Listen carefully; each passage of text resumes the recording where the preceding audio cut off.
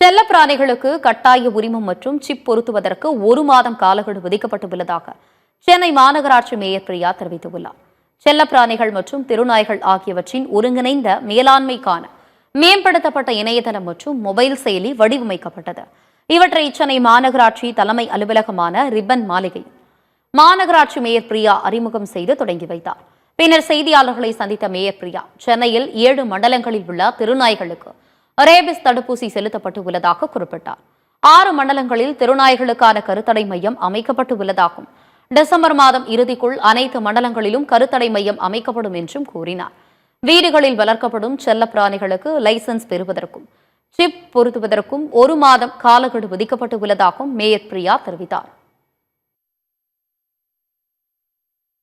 பெருநகர சென்னை மாநகராட்சிக்கு உட்பட்ட பகுதிகளில் இருக்கக்கூடிய தெருநாய்களுக்கு ரேபிஸ் வேக்சின் போடப்படும் என்று தெரிவித்தும், அதன் தொடர்ச்சியாக ஒவ்வொரு வீட்டில் இருக்கக்கூடிய செல்லப்பிராணிகளுக்கும் சாலையில் இருக்கக்கூடிய தெருநாய்களுக்கும் மாநகராட்சி சார்பாக சிப் பொருத்தப்படும் என்று தெரிவித்திருந்தோம். இதற்கு முன்பதாகவே சென்னை மாநகராட்சிக்கு உட்பட்ட பகுதிகளில் சாலையில் இருக்கக்கூடிய தெருநாய்களுக்கு மாநகராட்சி சார்பாகவே ஆன்டி ரேபிஸ் வேக்சின் போடப்பட்டு வருகிறது.